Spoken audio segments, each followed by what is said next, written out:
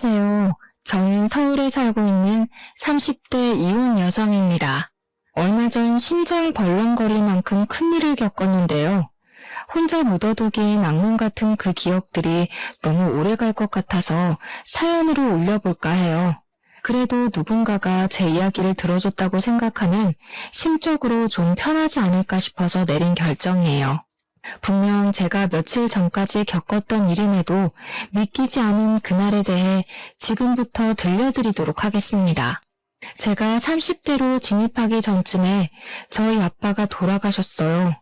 어릴 때 부모님이 먼저 가시는 것도 너무 속상하겠지만 성인이 되고 난 후 부모님을 보내는 건 그만큼 제 감수성도 같이 성장을 해서 그런가 더없이 슬프더라고요. 사람에게 무너진다는 표현을 쓸 수 있는 상황이 바로 그럴 때가 아닌가 싶었을 만큼 힘들었어요. 저도 저지만 엄마도 진짜 많이 힘들어했거든요. 어느 인터넷 기사에서 본 적이 있는데 사별을 했을 때 우울함을 더 잘 느끼는 쪽이 여성 쪽이라는 연구 결과가 있더라고요. 아무튼 아빠의 사망 소식은 저희 가족한테 가장 충격적인 인생 고비였습니다. 그런데 아무리 슬퍼도 세상은 돌아가잖아요. 저도 억지로 마음을 정리하고 사회로 돌아가야 하지 않습니까? 황망한 마음을 잊지 못한 채 직장 동료들에게 불편한 눈치만 주면서 억지로 일을 다녔는데요. 그때 제 곁에서 저의 처지를 부담스러워하지 않고 많이 위로해준 직장 동료가 있었어요. 그 사람이 바로 저의 남편이 된 사람이었습니다. 남들이 제 기분 걱정해서 저를 한참 조심스러워할 때 남편만이 제게 적극적으로 접근해줬어요.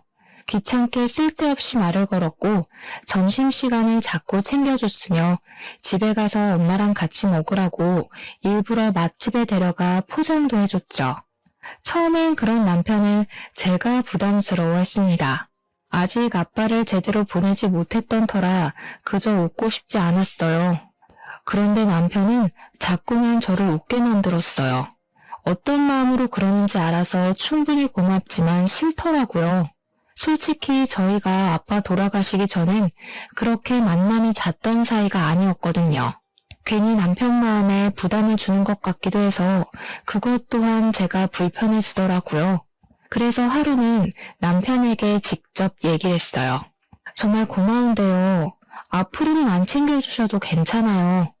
자꾸 이러시면 제가 더 불편하고 마음만 무거워져서 힘들어요. 솔직히 남편의 위로가 힘들다는 건 거짓말이었습니다.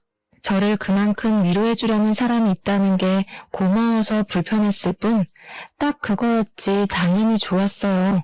정서적으로 의지도 많이 되었고 은연중에 도움을 받았다더라고요. 아무래도 저도 모르게 위로가 좀 많이 되었던 것 같았어요. 게다가 남편이 어디 저만 챙겼나요? 생전 본 적도 없는 우리 엄마까지 챙겼다니까요. 홀로 있을 우리 엄마가 힘들까봐 알아서 신경 써준 것 전부 좋았지만 시간이 갈수록 제가 남편에게 빚을 지는 기분이더라고요. 그래서 억지로 그만해달라 얘기했던 겁니다. 저랑 남편은 당시만 해도 직장 동료 그 이상도 이하도 아니었거든요. 그런데 거기서 남편이 제게 뜻밖의 고백을 함으로써 우리의 관계가 발전이 되었어요.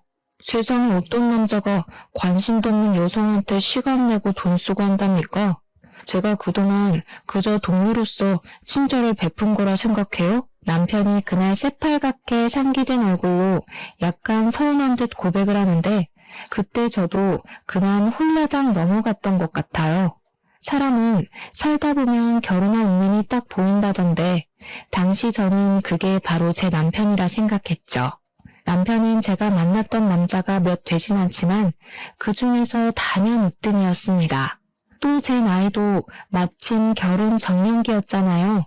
그러니 남편과 결혼 생각은 안 할 수가 없었죠. 저희는 결혼 약속을 하고 나서부터 더 속 깊은 얘기를 나눴어요. 저는 제 이야기만 하느라 남편에 대해 잘 모르고 있었는데 사귀고 나서 남편의 가정사에 대해 좀 들을 수 있었습니다. 남편은 워낙 어릴 때 시부를 잃어서 아빠에 대한 기억이 없다고 하더라고요. 시모랑 단둘이 살아야 하는데 그 때문인지 아빠의 부재로 인해 느꼈을 저의 상실감이 마치 자기 일처럼 느껴졌대요. 자기가 만약 아빠가 있었다면 이랬을 때 이런 모습일까 싶은 감정을 간접적으로 겪은 기분이었다나? 그래서 제게 더 마음 쓰고 싶었던 것 같기도 하다면서 그런 말을 하더라고요. 서로 비슷한 배경을 가졌다고 생각했기 때문인가 봐요. 저는 남편의 가정사를 듣고 나서 남편에게 더 마음을 열었습니다. 저희는 결혼하기 전부터 이미 서로에 대한 속사정을 다 털어놓고 결혼 인사를 드리러 양가 어른을 찾았어요. 시모도 저의 집안 사정을 남편에게 듣고 이미 알고 계셨는데요. 진심으로 안타깝게 생각해 주시더라고요. 아유, 딱해라. 지금 안 싸더니 얼마나 소가리를 하고 계실까. 내가 이미 겪어봐서 그 심정을 잘 알잖니. 지금 많이 힘들 시기야. 결혼하더라도 너희 둘이서 꼬박꼬박 안사돈네 자주 찾아가줘야 해. 시모의 마음에 감동받아서 저 그날 시모 앞에서 눈물을 보였던 걸로 기억합니다. 그때 시모가 마치 또 다른 친정엄마의 품 같은 느낌이었거든요. 아무튼 양가 집안에서 저희 결혼에 대해 딱히 반대는 없었어요. 상견례 때도 시모랑 엄마의 사이는 초면이 아닌 것처럼 사이가 무척 애틋하기까지 했습니다. 안 싸돈 얘기를 듣는데 어쩜 이렇게 쌍둥이같이 비슷한 인생이 있을까 싶더라고요. 우리 집도 가까운데 한 번씩 같이 식사도 하고 얼굴 좀 보면서 삽시다. 저야 좋죠. 그렇잖아도 이제 슬슬 친구를 좀 만들어봐야 하나 생각했었는데 잘 됐네요. 아무래도 애들 덕분에 저희 좋은 일만 생긴 게 아닌가 싶습니다. 알아서 서로에게 위안이 되어주니 시모랑 엄마를 지켜보면서 얼마나 안도가 되었는지 모릅니다. 저랑 남편이 결혼하면서도 은연중에 홀로 남을 어머니 두 분이 걱정되었거든요. 아무튼 저랑 남편은 서로 엄마들에게 민폐 안 끼치려고 서로의 형편에서 최대한 결혼하고자 했어요. 그런데도 시모랑 엄마가 굳이 지분해주고 싶다고 해서 어쩔 수 없이 받은 것이 10억짜리 신혼집이었습니다. 반씩 나눠서 부담하신 거라고 해도 솔직히 적은 돈 아니잖아요. 이걸 받아도 마음이 불편하더라고요. 그래서 저희는 앞으로 시모랑 엄마한테 그 혼수를 보답하며 살기로 마음먹었어요. 맞벌이로 바쁘게 지내며 양가에 꼬박 용돈을 드렸고요. 남은 노후를 평생 편하게 보내도록 최대한 지원해드리려고 했죠. 출발이 좋았어요. 비록 어쩔 수 없이 대출 조금 끼고 신혼을 시작하긴 했지만 모두가 웃을 수 있는 변화여서 괜찮았습니다. 하지만 이 결혼이 제 길이 아니었다는 신호는 겨우 신혼 1년도 안 지난 시점에서 찾아왔어요. 정말 어느 날 불시에 시모가 돈 사고를 낸 적 있었는데요. 이것이 바로 제 사연의 발단이 되겠네요. 잠자리에 들기 전에 제게 말했습니다. 남편이 조심스럽기도 하고 망설이기도 해서 심상치 않은 일이라는 건 듣기 전부터 짐작하긴 했었어요. 엄마가 쓸데없이 개하는 사람 말 믿고 웬 건물에 투자를 했나 봐. 오늘 낮에 홀라당 날리는 바람에 지금 알아놓으셨어. 뭐? 갑자기 투자는 무슨 투자? 어머님이 그런 걸 왜 해? 그런 건 남의 말 듣고 함부로 하는 게 아닌데 왜 우리한테 물어보지도 않고 그러셨대? 잘 알지도 못하시면서. 개하는 사람이 확실하다 했으니 믿은 거겠지. 아, 나도 모르겠어. 안 그래도 오늘 반차 내고 하루 종일 엄마랑 싸우느라 기운 빠진다. 5천만 원이나 날렸다는데 당장 5천만 원을 어디서 구하냐는 게 문제야. 저랑 남편은 앞서 말씀드렸다시피 빠듯하게 털어서 시작한 결혼이라 목돈이 없었어요. 그건 저희 부부뿐만이 아니었습니다. 저희 결혼 때문에 친정도 그랬고 시댁도 그랬어요. 당연히 시모는 우리 신혼집 해줬던 것 때문에 형편이 여의치 않았을 거란 말이죠. 그래서 어머님은 돈이 어디서 났길래 5천만 원이나 투자를 하신 건데? 어떻게 하면 5천만 원이 덜컥 생겨? 혹시 모아둔 돈이 따로 있으셨던 거야? 그랬다면 내가 이렇게 걱정하지도 않았어. 그냥 아까워하고 말았지. 엄마 대출 받아서 했대. 집 담보 잡아서. 대출이라니 더 골치가 아팠습니다. 없는 사정에 욕심냈다가 지금 배때기 터졌다는 얘기 아닙니까? 이거 정말 막막한 상황이었습니다. 그렇다고 그 5천만 원 빚 막고자 우리 쪽에서 또 대출을 받기엔 곤란했어요. 이미 우리가 혼수한다고 약간의 대출 끼고 있어서 더는 신용에 위험할 수 있었거든요. 이래저래 방법을 생각하던 저는 차라리 신혼집을 더 싼 곳으로 옮길까 거기까지 염두에 둘 수밖에 없었습니다. 때마침 저도 모르는 사이 제 눈치를 보고 있던 남편이 엄청 조심스럽게 꺼낸 얘기가 있었는데요. 사실 방법이 아예 없진 않잖아. 그러지 말고 장모님한테 좀 빌리면 안 될까? 어차피 장모님은 돈 여유 좀 있으시니까 우리가 빌렸다가 차차 갚기만 하면 서로 피해보는 일 없을 것 같은데. 저희 집은 아빠가 돌아가시고 나서 물려받은 재산이 좀 있었는데요. 그걸 남편이 모르지 않거든요. 그런데 저도 생각 못하고 있었던 친정의 재산을 남편이 먼저 얘기를 하니까 기분이 좀 이상했습니다. 뭔가 남편의 해결책은 애당초 친정의 재산밖에 없었던 것 같은 느낌이라 기분 나빴어요. 안 돼. 우리 엄마 고혈압 지병이 있어서 몸 안 좋은데 괜히 지방 문제로 스트레스 받게 하기 싫어. 우리들 문제도 아니고 어머님 문제 때문에 일어난 사고잖아. 괜히 관련 없는 엄마까지 끼어들게 하고 싶진 않아. 그러자 남편이 그럼 무슨 방법이 있냐고 약간 신경질을 내더라고요. 그 모습을 보면서 저는 좀 확신이 들었어요. 남편의 머릿속엔 시무의 문제를 오직 친정의 재산으로만 메꿀 생각밖에 없다는 것을요. 이것이 저의 잘못인가요? 저 때문에 이사달이 난 게 아닌데 친정 돈 못 쓰게 한다고 신경질 내는 남편의 태도가 어이없지 않습니까? 왜 다짜고짜 성질이냐고 했더니 남편은 그저 자기 엄마가 우리 신혼집 해준다고 없는 돈 다 끌어모아서 우리 퍼다 줬는데 5천만 원도 못 해주냐고 따지는 거 아니겠습니까? 그럼 우리 엄마는 돈이 차고 넘쳐서 마음껏 퍼다 줘도 된다는 거야? 우리 엄마 돈을 왜 당신이 마음대로 결정하라고 하는데? 그러니까 물어만 보자는 거잖아. 장모님이 싫다고 하면 나도 더는 안 물어보지. 물어보는 게 그냥 돈 받는 거나 마찬가지인 거야. 우리 엄마 성격에 우리 부탁을 거절할 것 같아? 아무튼 엄마는 절대 안 돼. 솔직히 어머님이 친 사고를 왜 우리 엄마 돈으로 해결해야 되는지 이해를 못하겠어. 저도 결국 짜증으로 받아치고 말았어요. 그러니 남편이 끝내 저한테 토라져 버리더군요. 그날 이후 아침도 안 먹고 출근했고 저한테 말도 안 걸었습니다.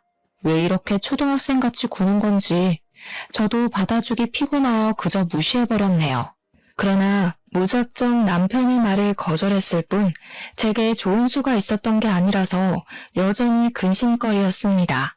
그렇잖아도 심란한데 어느 순간부턴 시모까지 전화와서 저한테 하소연하기 시작했어요.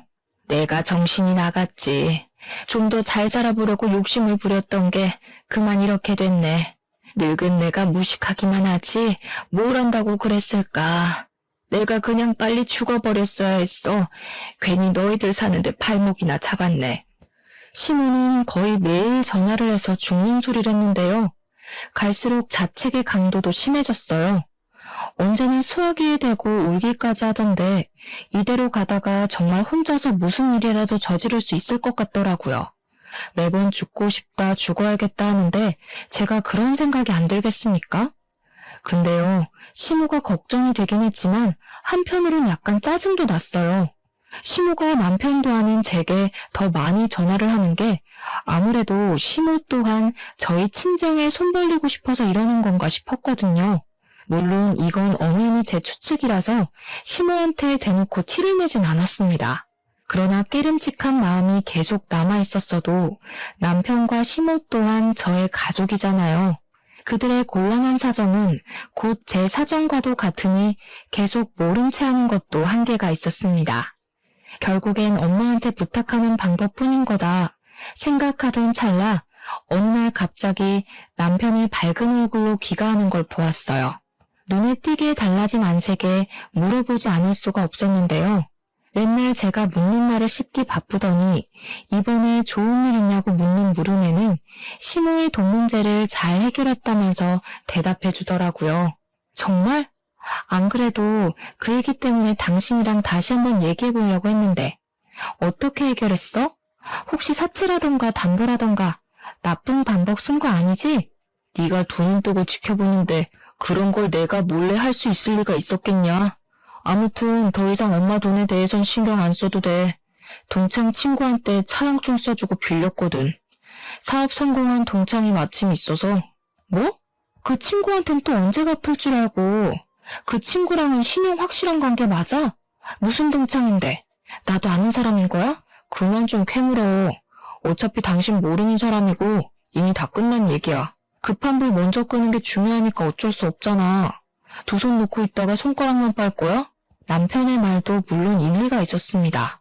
그런데 묘하게 남편이 더는 제가 질문하지 못하도록 입을 막으려는 것 같은 태도를 보이는 것 같더라고요. 제가 조금만 더 깊게 물으면 그만 대답을 피하려고만 했습니다.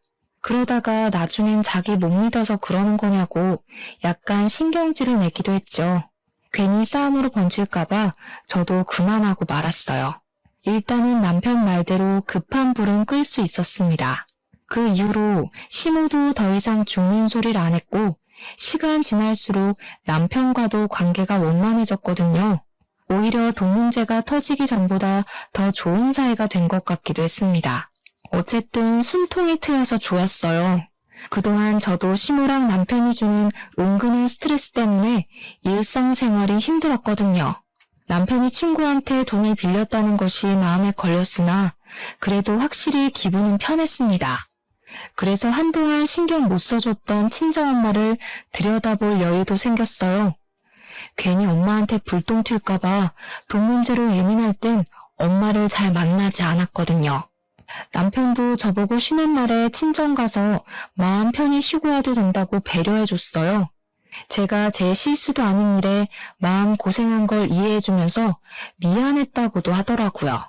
그래서 이미 저는 그 사과를 달게 받았는데도 남편이 주는 배려를 충분히 즐겼어요. 그때부터 저는 거의 주말마다 친정을 가기 시작했습니다. 남편은 한 번씩 저를 따라왔지 그 차용증 써준 친구와 만남을 유지해야 된다는 이유로 바빠서 주말엔 거의 외출을 하였어요.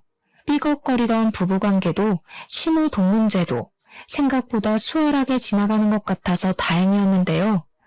한 가지 제 마음에 걸리는 것이 있었어요. 그건 의외로 저희 친정엄마였죠. 이전보다 친정엄마와 같이 시간 보내는 날이 많아졌음에도 불구하고 친정엄마는 어딘가 모르게 불안해 보였어요. 어느 날은 엄마가 저한테 뜬금없이 남편과의 관계를 묻더라고요. 요즘 박서방이랑은 문제없이 잘 지내고 있는 거지? 너한테 무리한 요구하는 거 없고? 무리한 요구? 그런 게 있을 리가 있나? 당연히 괜찮지. 오히려 남편이 잘해줘. 갑자기 그런 걸 왜 묻는데? 그래? 아니다. 잘 지내는 거면 됐어. 엄마는 우리 딸이 엄마 없는 세상에서도 쭉 행복했으면 좋겠거든. 그러려면 박서방 역할이 중요하니깐. 엄마는 나이 드니까 별 생각이 다 든다면서 신경 쓰지 말라고 했으나 확실히 그간 제가 봐왔던 엄마의 모습과 달라서 걱정을 안 할 수가 없었습니다. 그렇게 시간이 더 지날수록 엄마는 이유 없이 안색이 안 좋아져 갔어요. 근데 저는 그게 단순히 건강 문제인 줄 알았습니다. 엄마에게 더 좋은 걸 먹이고 병원에 잘 데려가기만 했죠. 그럼에도 엄마에게서 별다른 차도가 없어 보여 혹시 심리적 문제인가 싶었어요. 아빠가 돌아가신 것이 여전히 엄마를 힘들게 하고 있기 때문일지도 모른다는 생각이 들었습니다. 마침 그 시점에 시모가 저한테 전화와서는 친정엄마가 뭘 좋아하냐, 반찬이나 좋아하는 여행지 등을 묻기 시작했는데요.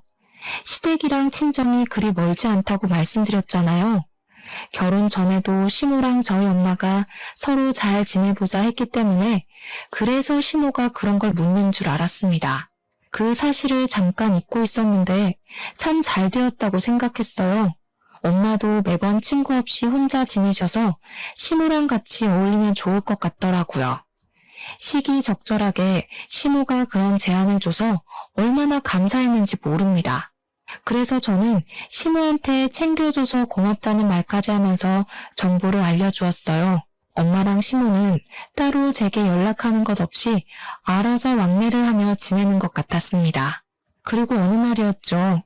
시모가 엄마랑 나들이 가고 싶다고 친히 도시락까지 준비해 친정 간 적 있었어요. 도시락 재료 사는 건 제가 도와드렸고 나들이 떠나기 전날은 시모랑 담소를 나누며 재료 손질도 같이 했었습니다. 두 분이서 나들이 가기로 한 당일 저는 엄마한테 연락해서 조심히 다녀오라고 인사를 했어요.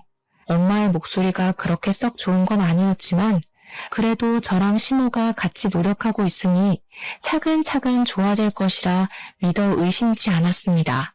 그런데 당황스럽게도 그날 하루 종일 엄마와 연락이 두절되었어요. 저희 엄마는 새벽에도 제 전화면 거두절미하고 무조건 받는 사람이거든요. 근데 잘 시간도 아닌 저녁에 연락 두절인 게 너무 이상하더라고요. 시모도 나들이 다녀왔다는 연락 한 통이 없었는데 시모까지 연락 안 되다가 겨우 저녁에 연락이 닿았거든요. 어머님, 혹시 집에 몇 시쯤 들어가셨어요?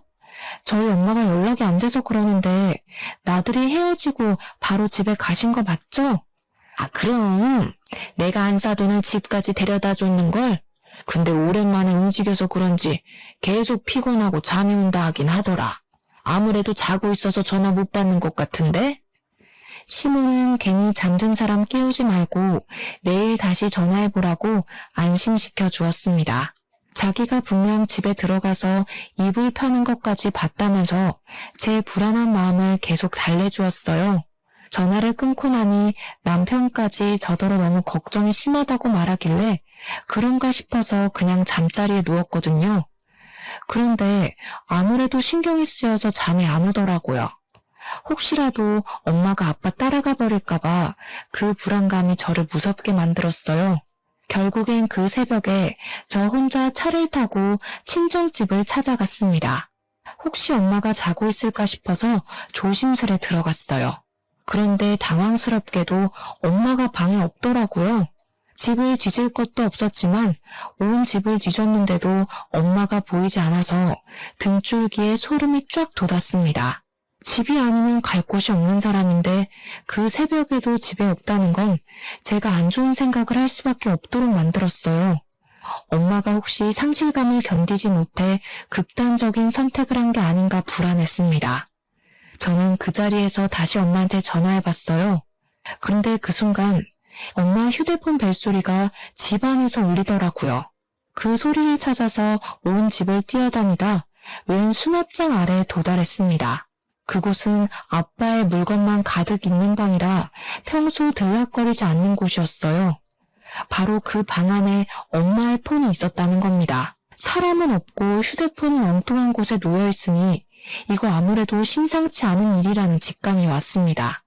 저는 바로 112에 신고하려고 했어요.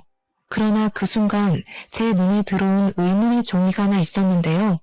그건 휴대폰 아래에 같이 있던 것이었습니다. 그걸 보자마자 저는 신고하는 걸 잠깐 멈추게 되었습니다. 그럴 수밖에 없었던 게 분명 처음 보는 종이 서류인데 그곳에 남편 이름이 적혀 있더라고요. 뭔가 싶어서 제대로 확인해봤더니 다름 아닌 차용증인 거 아니겠습니까? 남편이 우리 엄마로부터 5천만 원을 차용한다는 내용이었습니다. 남편이 엄마한테 5천만 원 빌릴 일이 뭐 있겠습니까? 그 액수를 보자마자 저는 바로 알아채겠더라고요. 5천만 원이면 시모가 사고 친 돈밖에 없잖아요. 남편이 차용증을 쓰고 친구한테 빌렸다는 그 5천만 원이 사실은 출처가 엄마일 수도 있다는 얘기였어요. 저는 그 짧은 순간 상황 파악하느라 머리통 엄청 굴렸습니다. 그러니까 제 예상이 맞는다면 남편이 저 몰래 결국 엄마를 찾아와서 5천만 원만 빌려달라고 한 거였고 친구한테 빌렸다는 건 순 거짓말이라는 거 아닙니까? 그렇다면 그들이 돈 문제 터지기 전보다 제게 더 잘했던 이유가 이것 때문이었을 수도 있겠다 싶었어요. 아니, 그게 맞는 것 같았어요. 갑자기 친정엄마한테 그리 잘해주고 챙겨주고 했던 것도 친정엄마한테 돈을 뜯어갔기 때문이었고요. 그리고 이 사실은 엄마도 알고 있는 듯 했습니다. 지난날 엄마가 저더러 남편과 사이 괜찮냐고 물었던 것도, 부부끼리 사이만 괜찮다면 됐다고 한 것도 다 이런 이유가 전제로 깔려 있었기 때문이었어요. 그 차용증 하나 때문에 저만 몰랐던 모든 실마리가 풀려버린 셈이었습니다. 엄마가 휴대폰 밑에 차용증을 같이 두고 외출을 했다는 건 제가 언제 한번 집에 찾아올 거란 걸 알고 취했던 행동 같았고, 이러한 실체를 제가 알길 바랬던 것 같았어요. 저는 정말 아무것도 몰랐어요. 그저 남편과 시모에게 감사한 마음으로 살았던 그동안의 시간이 후회스러웠습니다. 우선 엄마가 무사한 게 먼저였으니 일단 112에 전화해서 우리 엄마를 실종 신고했습니다. 저는 이 주제넘는 두 사람의 악행을 절대 용서하고 싶지 않았어요. 그래서 당장 집으로 돌아가 자빠져 자고 있는 남편의 등짝을 풀스윙을 날렸습니다. 화들짝 놀라서 일어나는 남편한테 차용증을 들이밀면서 대놓고 따졌죠. 당신 이거 뭐야? 친구한테 빌렸다는 5천만 원, 우리 엄마한테 빌린 돈이었어? 왜 차용증이 우리 엄마 집에서 나오는데? 그걸 또 어떡해. 뭐 그랬다 어쩔래. 어차피 차용증 쓴 거 보면 몰라? 떼먹는 거 아니고 다 갚을 거란 뜻이잖아. 별것도 아닌 걸로 사람 잠 깨우고 난리야. 별것도 아니라고? 이 쓰레기 새끼야. 내가 우리 엄마 건들지 말라고 했지. 그리고 우리 엄마 집에 있다면서 왜 거짓말했어? 설마 우리 엄마한테 해코지한 거야? 얘가 완전 생사람 잡네. 장모님이 어디 있는지는 나도 몰라. 따질 거면 우리 엄마한테 가서 따지든가. 남편은 오히려 적반하장 태도로 나왔습니다. 그리고 자기만 아니면 상관없는 건지 그저 친정엄마 행방은 시모가 알 거라고 쐐기를 박아주더군요. 분명 두 사람은 저한테 친정엄마가 일찍 잠들었다고 했단 말이죠. 근데 이제 와서 말을 바꾸는 게 정말 어이없더라고요. 만약 어머님이 우리 엄마한테 무슨 짓 한 거면 나 그냥 안 넘어가. 가족이고 뭐고 법적으로 문제되는 거 있으면 다 고소할 거야. 저는 그대로 집을 나와서 친정으로 돌아갔습니다. 경찰한테서 엄마의 소식이 오기를 밤새 기다렸어요. 이 문제는 당연히 다음날 남편을 통해서 시모 귀에도 들어갔는데요. 뻔뻔하게도 시모가 저한테 전화를 하더라고요. 얼굴 보고 얘기하자길래 일단 시모 집을 찾아갔습니다. 어머님은 우리 엄마 어디 계신지 알고 있죠? 저희 엄마 어디 한 군데라도 잘못되면 어머님 가만 안 둘 거예요. 시모 집에 가자마자 인사도 안 하고 소리를 질렀더니 시모가 당황하더라고요. 항상 시모한테는 좋은 모습만 보였던 저라서 이렇게 불안감으로 예민해진 제가 많이 낯설었을 거예요. 그러나 어디 시모만 저를 낯설어 했겠습니까? 저 또한 시모가 그렇게 무서운 짓을 할 수 있는 사람인 줄 까맣게 몰랐습니다. 시모는 제 협박에도 겨우 눈 하나만 깜빡했을 뿐이었어요. 오히려 더 대범하게 나왔는데요. 이왕 들킨 김에 더 이상 연기할 필요 없겠다면서 본색을 바로 보여주는 거 아니겠습니까? 안사돈 아직도 집에 안 들어왔니? 워낙 외출을 안 하는 사람이니 길을 모르나 보네. 미련하긴. 그보다 우리 아들이 월급쟁이가 적성에 안 맞아서 따로 사업하고 싶단다. 어차피 다 같이 잘 먹고 잘 사는 짓 아니겠어? 그럼 사돈 쪽에서도 힘 좀 보태야 하잖아. 그 얘기한다고 잠깐 자리 좀 가졌던 거지 별다른 짓 한 거 없다. 이미 그것만으로 별다른 짓을 한 거나 마찬가지네요.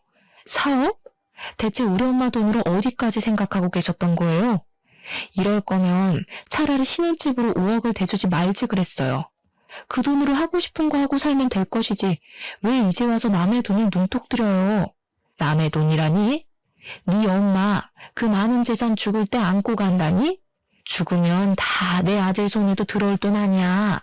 그럼 내 돈이기도 한 거지. 따지고 보면 다 한 주머니인 거라고. 개소리도 참 신박하게 하시네요. 미친 소리 그만하고 엄마한테서 가져간 돈 당장 내놓으시죠? 저 2번 기회 안 줘요. 말로 곱게 부탁하는 건 이번이 끝입니다. 변호사라도 사게? 아무리 전문가여봤자 이미 인감 찍힌 서류를 어찌 처리하겠어. 날고 기어봤자 네 엄마가 이미 집 문서는 우리한테 넘겼다. 여기 도장 보이지? 남편이 사업한다는 소리도 어이가 없는 상황에 시모가 보여주는 집 명의 변경서는 정말 할 말 잃게 만들었습니다. 시모가 가리키는 인간 부분을 보니 진짜 도장이 찍혀 있더라고요. 너 엄마가 아주 딸 일이라면 못하는 게 없으신 분이더구나. 나를 위해서라고 하니까 의심도 안 하고 바로 도장 찍더라고. 참 좋은 엄마를 뒀어. 시모랑 남편은 우리 엄마한테서 5천만 원을 가져간 걸로 모자라 집까지 뜯어갔습니다. 가장 소중한 관계가 될 거라 생각했던 사람들에게 배신을 당하니 정말 머리가 새하얘지더라고요. 아무 말 못하고 있는 그 상황에서 마침 경찰한테 연락이 왔는데요. 달동네 공가에서 엄마가 발견됐다는 연락이었어요. 경찰이 데리고 있다길래 일단 급하게 전화 끊고 시모를 돌아섰습니다. 대신 집을 나가기 전에 한마디를 남겼죠. 두 사람이 저랑 엄마를 가족으로 안 보는 것 같으니까 저도 더 이상 두 사람을 봐줄 필요 없겠네요. 지금까지 그랬던 것처럼 실컷 낄낄거리고 계세요. 도둑놈 새끼들이 가져갈 돈은 한 푼도 없을 거라 조만간 펑펑 울게 될 테니까. 사실 저도 확실히 그들을 도둑놈으로 몰아서 법적 처벌을 요구할 수 있을진 확신하지 못했습니다. 믿을 구석이 어디에도 없었지만 일단은 시모한테 지기 싫어서 겁을 줬던 거예요. 저랑 엄마가 쏘가리 한 것만큼 시모도 심기 불편하길 바랬으니까요. 저는 얼른 엄마가 있다는 경찰서로 달려갔습니다. 다행히도 엄마는 무사했어요. 다시는 엄마를 볼 수 없을까봐 얼마나 무서웠는지 모릅니다. 저는 엄마를 보자마자 제가 알고 있는 모든 사실을 물어봤어요. 시모랑 남편이 내가 알던 사람이 아니란 걸 알아버렸으니까 더 이상 날 위해서 선의의 거짓말을 하지 말아달라고도 했죠. 그제야 저는 제가 몰랐던 부분까지 솔직한 사실을 전부 다 들을 수 있었습니다. 남편이랑 시모는 시모가 돈사고를 일으켰을 때부터 우리 엄마 돈으로 해결할 생각밖에 없었어요. 제가 거절하니 제 뒤에서 몰래 5천만 원을 뜯어낼 생각으로 따로 계획 중이었던 겁니다. 그래도 중간중간 저를 설득했으나 도통 안 넘어오니까 자기네들끼리 따로 찾아간 것 같더라고요. 동정심에 약한 우리 엄마를 알고서 두 사람이 그렇게 작전을 펼쳤다고 했습니다. 엄마는 굳이 차용증을 쓰지 않고도 5천만 원을 빌려줄 생각이었대요. 근데 남편이 엄마에게 신뢰를 사기 위해서 써줬나 봐요. 그리고 그건 바로 또 돈을 빌리기 위한 밑밥이었던 거죠. 두 번째부터는 남편이랑 시모가 갖은 핑계를 대며 10만 원에서 20만 원씩 야금야금 빌려달라 했다고 하더라고요. 그들은 엄마한테 돈을 뜯어갈 때마다 제 핑계를 댔다고 했는데 제가 사고쳐서 돈 나갈 일 생겼다는 거짓말을 했대요. 엄마는 제 일이니까 제가 엄마한테 미안해서 말 못하고 있는 줄 알았답니다. 그래서 그들이 달라는 대로 돈을 뜯긴 것 같았어요. 미안해 엄마, 내가 더 빨리 알아차렸어야 하는데 한 입을 덮고 살면서도 몰랐어. 나는 엄마한테 최대한 돈 얘기 안 하려고 했거든. 그들 욕심은 부끄러운 줄도 모르고 날로 커져갔는데요. 가장 최근에 문제가 된 것이 바로 나들이 사건이었던 거예요. 시모가 나들이 핑계로 남편 사업 자금 좀 당겨달라고 엄마한테 협박했다더라고요. 분명 허술한 말장난으로 엄마를 꿰어낸 것일 텐데 엄마는 의심 한 번 안 하고 시모한테 그리 큰 돈을 그냥 넘겼답니다. 시모가 또 제 핑계를 댔다고 하던데 솔직히 그쯤 되면 엄마가 한 번이라도 의심해야 되는 거 아닌가 싶더라고요. 아무리 딸을 위하는 일이라 해도 그렇지 어떻게 나한테 확인도 안 해보고 집 명의 변경서에 도장까지 찍으면서 그들 말만 믿을 수가 있는 건지 이해가 안 되었어요. 대체 왜 그랬어? 엄마 돈 헤프게 다루는 사람 아니잖아. 아무리 우리가 한 식구라 하더라도 이건 아니지. 나한테 더 물어봤어야지. 지금 어머님이 엄마한테서 집 뺏었다고 얼마나 신난 줄 알아? 뭐가 이상하다는 생각 전혀 안 해봤어? 왜 안 했겠어. 걱정 마, 딸. 엄마도 너한테 피해갈지 정도는 구분할 줄 알아. 당연히 그 사람들이 무슨 생각으로 언제부터 변심했는지 다 알았지. 엄마의 말을 듣고 나니 오히려 혼란스러워서 더 이해가 안 되었습니다. 엄마가 하는 말은 그 두 사람 속셈이 뭔 줄 알면서도 돈을 공짜로 내줬다는 소리잖아요. 대체 왜? 제 머릿속이 정리되지 않고 있다는 걸 엄마가 눈치챘는지 엄마는 제 앞으로 도장 하나를 건넸어요.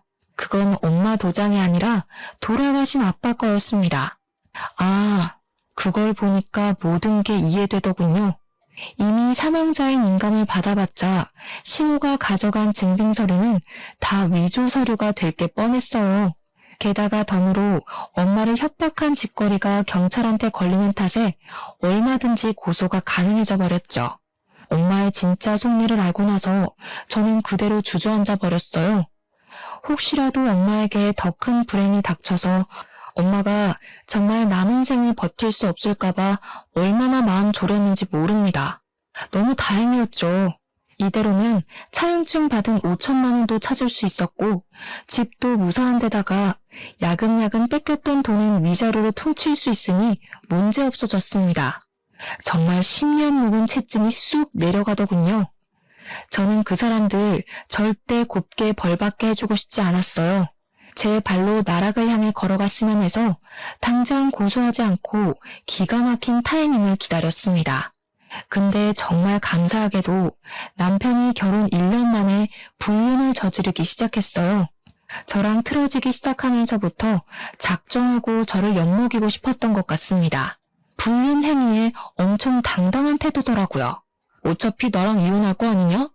장모 돈 훔친 남편이랑 언제까지 한 입을 덮고 살려고? 무슨 속셈으로 버티고 있는지 모르겠는데 네 뜻대로 절대 안 될걸?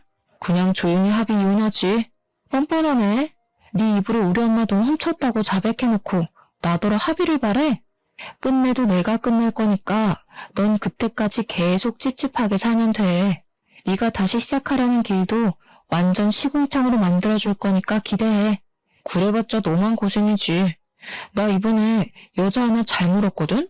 걔는 정신력이 강해서 고작 상간녀 소송 당한다고 흔들릴 애 아니거든.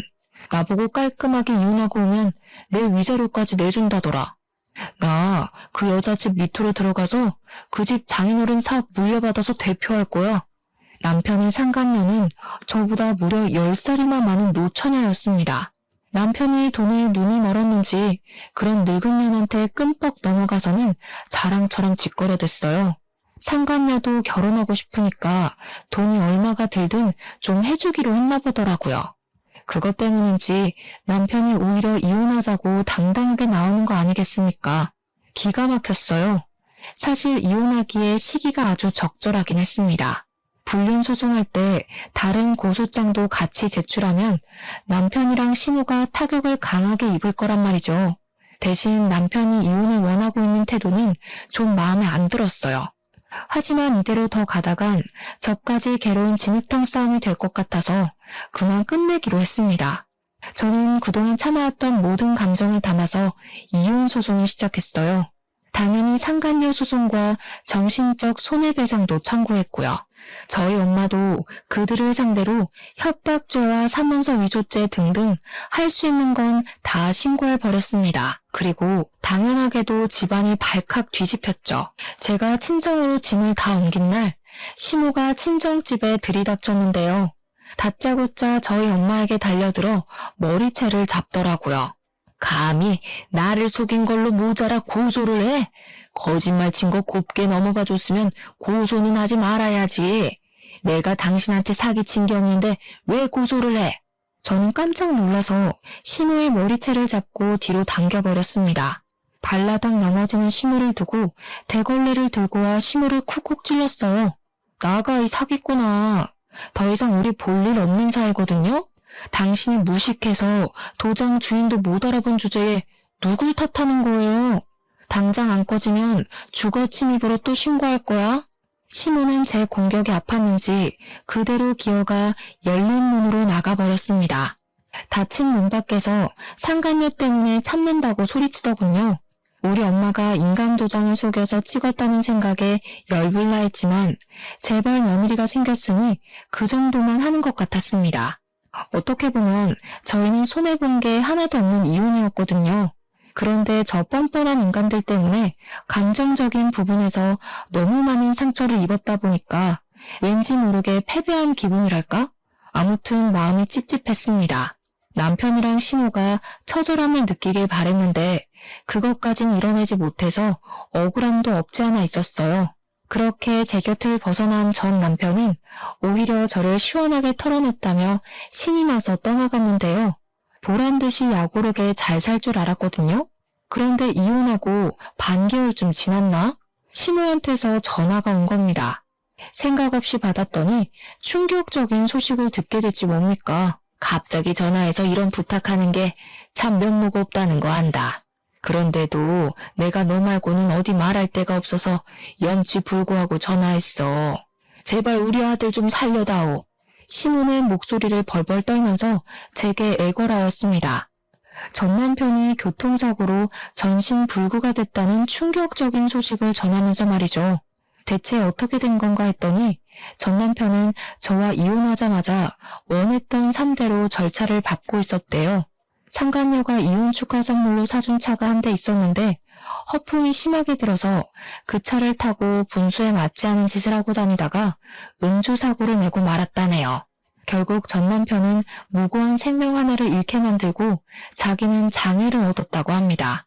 근데 중요한 건 여기서부터였어요.